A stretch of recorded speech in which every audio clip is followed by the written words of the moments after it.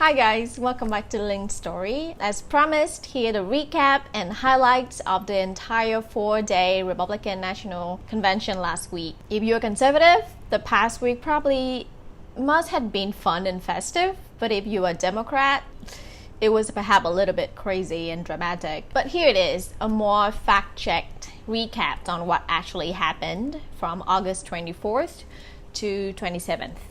Oh my god, there was so much to break down, so be patient with me, okay? The Republican Party planned to have a more traditional, large-scale convention like in the past. But you know, COVID is not gonna let that happen.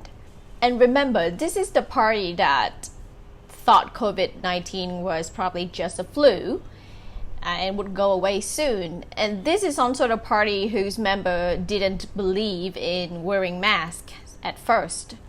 So the convention was initially scheduled in Charlotte, North Carolina, but then the Democrat state governor was like, nah, not gonna happen here. He was citing the health risk of having a full crowd without any proper public health measures like social distancing or face mask. So they moved the convention location to Florida instead, Jacksonville, Florida. But couldn't do it either. Guess why? Because the coronavirus case over there was just too bad.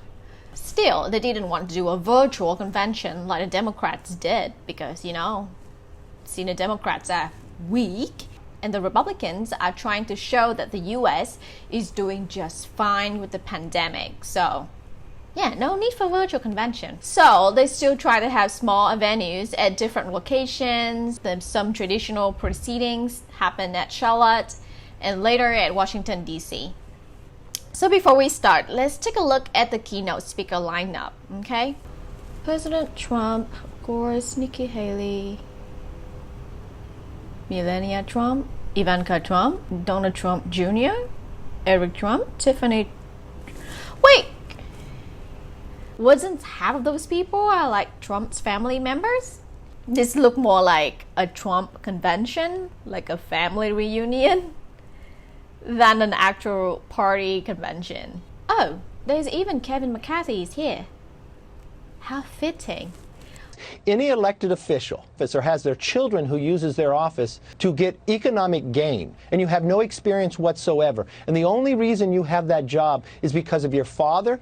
So this happened in March. The funny thing was that he seemed to accuse Biden of nepotism over Hunter Biden's work for a Ukrainian energy company at that time, you know. But exact same thing could have been said about Trump and his children. Both Ivanka and her husband, Jared Kushner, a White House advisor despite having no experience. And multiple news media reported that Trump's children actually have cashed in a large amount of money since their dad became president. It's funny that not even Mitch McConnell made it into the key speaker list. From Washington, D.C., welcome to the 2020 Republican National Convention. Tonight, celebrating America as the land of promise. Anyway, so the theme of the first night, August 24th, was Lands of Heroes.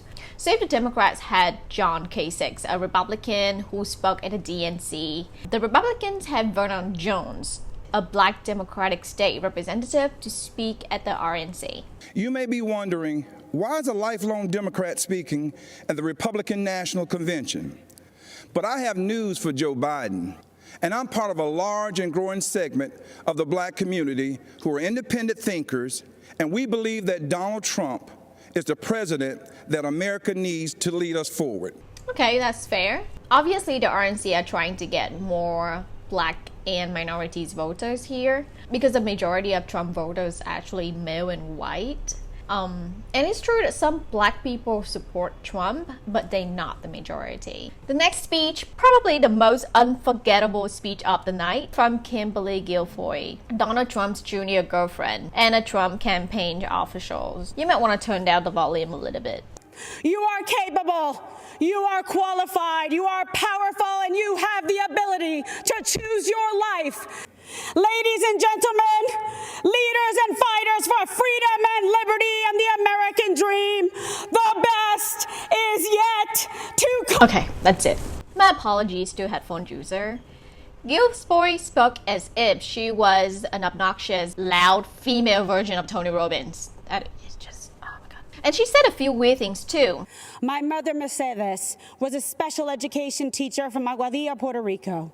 My father, also an immigrant, came to this nation in pursuit of the American dream. What? What did you mean? Puerto Rico is a part of the United States. Your mother is not an immigrant. I know Americans are bad at geography, but this is just... Anyway, move on some political ads. There was this cute mini documentary about featuring two Hispanic sisters, Madeline and Catalina Lav. There will be over-regulation, over-taxation. This is a taste of Biden's America. I mean, the rioting, the crime, freedom is at stake now, and this is going to be the most important election of our lifetime.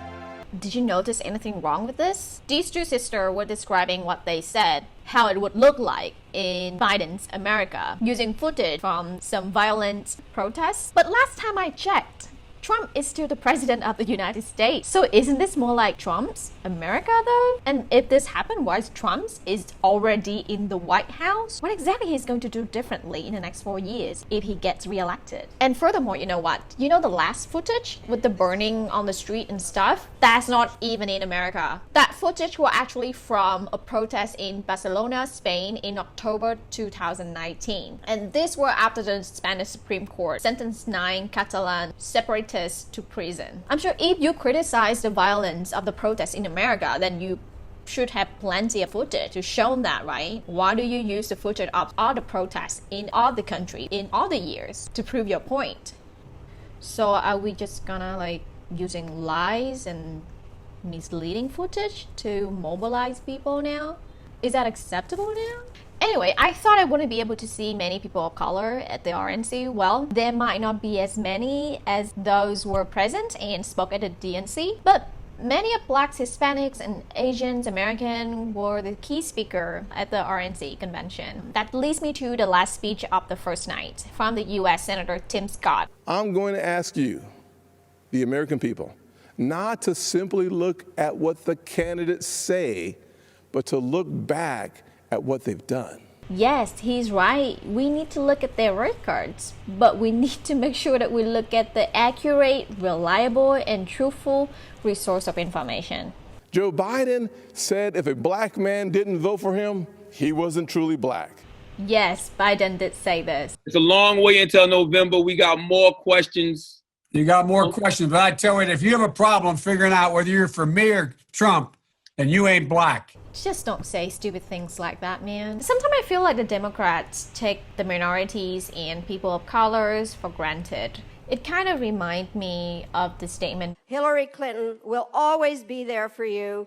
And just remember, there's a special place in hell for women who don't help each other. What? That's just identity politics, man. This might not push the minorities and progressive voters to vote for Trump, but they might feel fed up, and decide not to vote in the general election instead. And that could be why Donald Trump won the election, even though he lost the popular votes. Move on to the second night with the theme Lena Promised. The highlights were from First Lady Melania Trump's speech. It seems like just yesterday that we were at our first convention, where my husband accepted the Republican nomination, yet the energy and enthusiasm for who should lead this nation. It is real today as it was 4 years ago. I think watching her speech was like watching a nervous, stage fright person trying her best to give a speech. Of course, her speech got praises from both sides. It was compassionate. But other than that, the second night was, that's it. I don't even think anything that was more interesting. The third night's theme was Lena Opportunities, with speeches from Kellyanne Conway, and which that might be her last appearance with the Trump's administrations, since she already announced she was leaving her position to focus on her family. If you didn't know this, but the funny thing is that her husband, George Conway, who is also a Republican, but really hates Donald Trump, And he was one of the founding members of the Lincoln Project, a Republican political group that aims to take down Donald Trump. So he also announced that he would step down from the Lincoln Project as well, family first. Another highlight, were probably the most relevant to our Vietnamese audience, was probably the speech from Cheng Guangcheng, a Chinese political activist. A lot of Vietnamese political activists probably share the same sentiments with Mr. Cheng. The U.S. must use its values of freedom, democracy, and the rule of law to gather a coalition of other democracies to stop CCP's aggression. President Trump had led on this, and we need the other countries to join him in this fight. That is a good move from the president's campaign. Like I said in my DNC videos, the Republican Party and Trump, they would paint China as their main enemy. Their message would be, hey, vote for me, vote for us. We will protect America against threats like China better than the Democrats. So having a political activist here speaking about China as a tyranny is a great message. And on top of that, by saying that Biden and Sanders and the leftists more aligned with the far left, which is the communists, in this case China, then obviously they are the same as China, as the threat to America. But the thing is that Biden also support that America would stand up to the violation of human rights in China as well. We're going to stop the Chinese from their actions. We should be gone to the UN immediately and sought sanctions against them in the United Nations for what they did. We have to be firm. We don't have to go to war, but we have to make it clear this is as far as you go, China. We are Pacific power, and we are not going to back away. And finally, the speech of the third night from Vice President Mike Pence. President Trump and I will always support the right of Americans to peaceful protest. But rioting and looting is not peaceful protest. I agree, riots and looting are not the right way to protest or to get your message across. People like Dave Patrick Underwood, an officer in the Department of Homeland Security's Federal Protective Service, who was shot and killed during the riots in Oakland, California. Wait, this is misleading. This might make some uninformed people think that the police officer was killed by the rioters at the riot, implying that a Black Lives Matter protester killed a police officer. But the real culprit was actually a right-wing extremist named Stephen Carrillo. Carrillo used the protest crowd as a cover to kill cops. So Mr. Pence's statement was very misleading. Maybe even inciting hatred towards peaceful protesters who might have nothing to do with the death of the police officer. Last week, Joe Biden didn't say one word about the violence and chaos engulfing cities across this country. Last week, Joe Biden did mention George Floyd's murder, but he did not mention the violent clash between the protester and the police. He did condemn the riots and the violence before that. You know, as I said after George Floyd's murder, protesting brutality is a right and absolutely necessary. But burning down communities is not protest, it's needless violence. Violence that endangers lives, violence that guts businesses and shutters businesses that serve the community. That's wrong. And of course, the last night, the most important night of all, with its theme, Land of Greatness. And here it is, we have the speech, the most awaited speech from President Donald Trump. My fellow Americans, tonight with a heart full of gratitude and boundless optimism, I profoundly accept this nomination for President of the United States.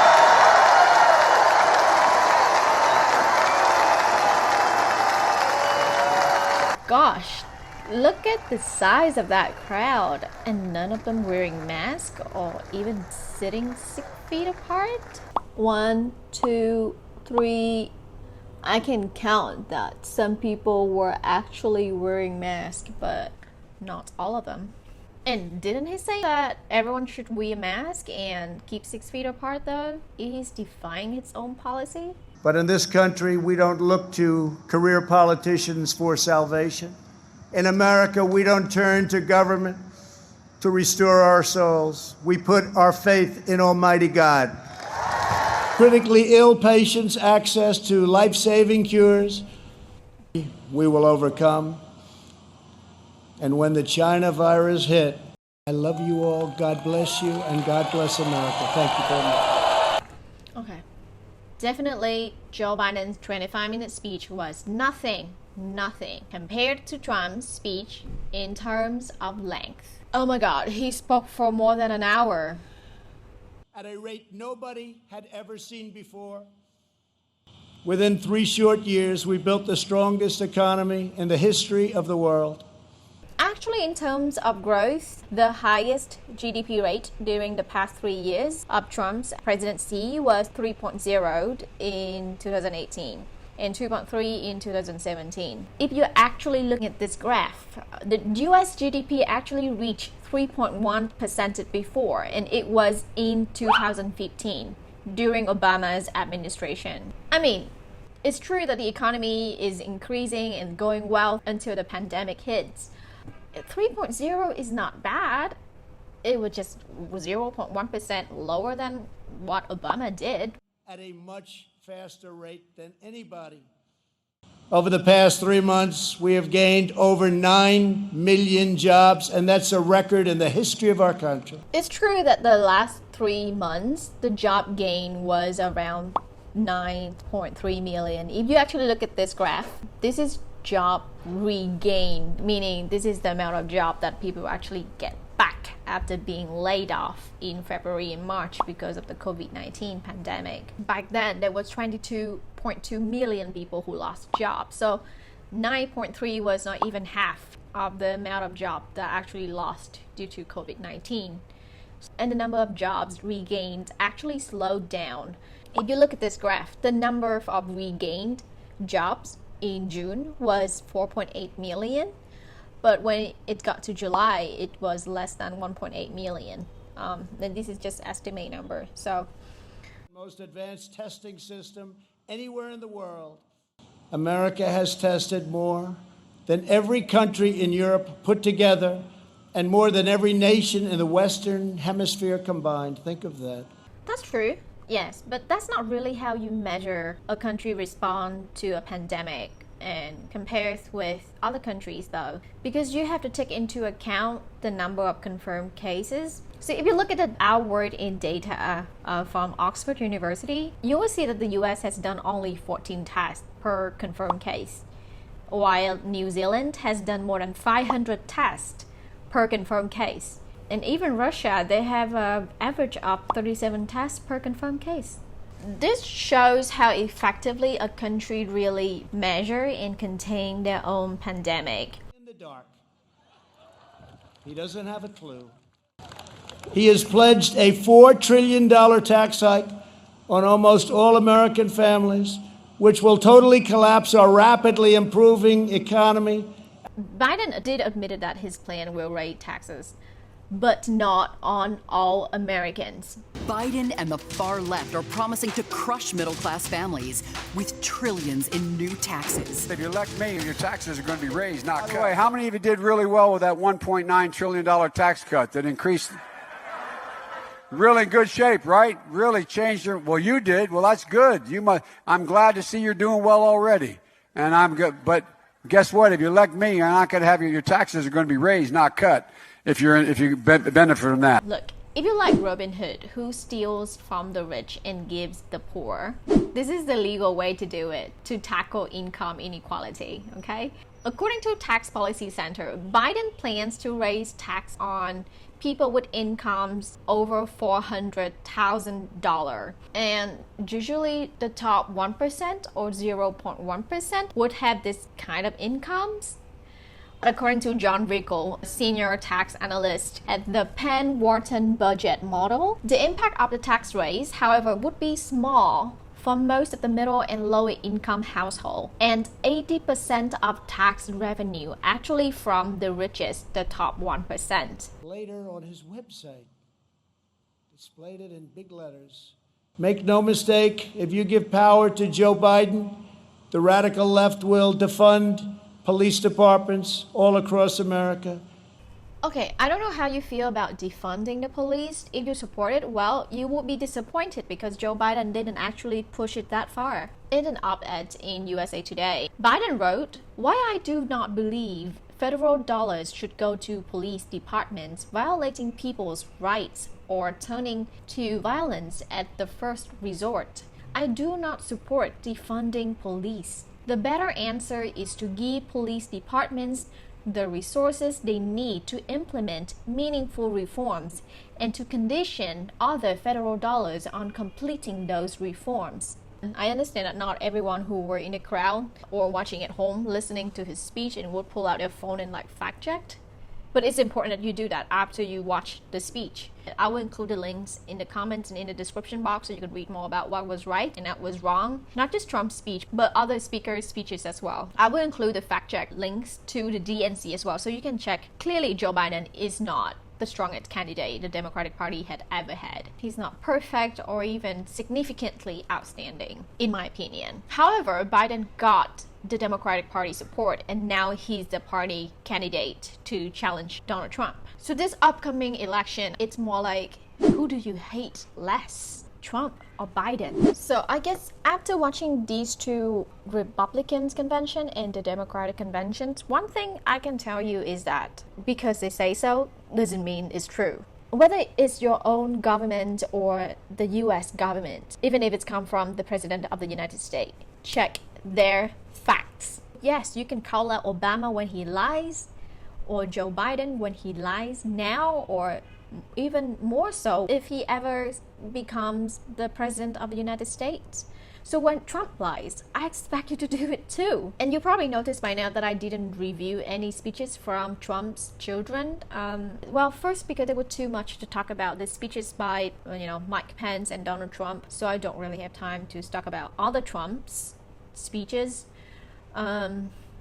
And second, they are not elected officials. They were there because of their father. I didn't talk about Hunter Biden's or Ashley Biden's speeches from DNC. And of course, their platform. They didn't have a new platform. They didn't adopt a new platform because, their candidate was still the same guy as 4 years ago. So the platform this year were exactly the same as the Republican convention platform in 2016. It's actually really interesting because unlike the DNC 2020 conventions platform, 4 years ago, the RNC already specifically mentioned Vietnam and South China Sea several times in their platform. Specifically, our improved relations with Vietnam, including arms sales, must advance efforts to obtain an accounting for and repatriation of the remains of Americans who gave their lives in the cause of Vietnamese freedom.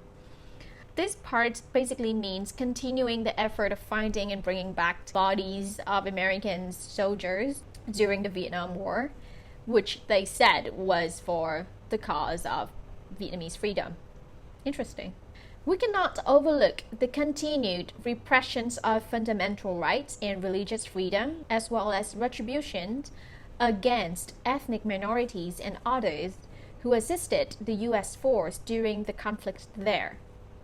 This is another statement relating to the aftermath of the Vietnam War. Some ethnic groups did help the American forces during the Vietnam War. Some of them were Protestant. So the Republican Party is saying that they are going to keep working with the Vietnamese government to prevent retributions and repressions of fundamental rights against these groups. So those are the things they mentioned about Vietnam in the party platform, okay? They did criticize China's actions in South China Sea, along with many other things. But yeah, you can read the whole platform from the link I included in the description box. However, Trump did have a list of core priorities for his second-term agenda, and that includes his plan to end alliance with China, bring back 1 million manufacturing jobs from China, tax credits for companies that bring back jobs from China, allow 100% expensing deductions for essential industries like pharmaceuticals and robotics who bring back their manufacturing to the United States.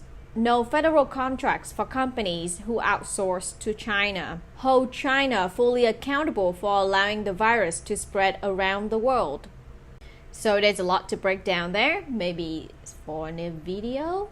And no, they didn't have any texting number for you to find out about how to register to vote. So I guess if you are Republicans, you can figure that out on your own, or you can text the vote 30330. Sorry, yeah. That's it for RNC. So what do you think about the convention? I know this video might get a lot of heat from Trump supporters or Russian bots. Who knows? But please be civil, respectful, and polite, okay? And you know what's gonna happen if you don't do that. So see you next time on the next topic. Bye.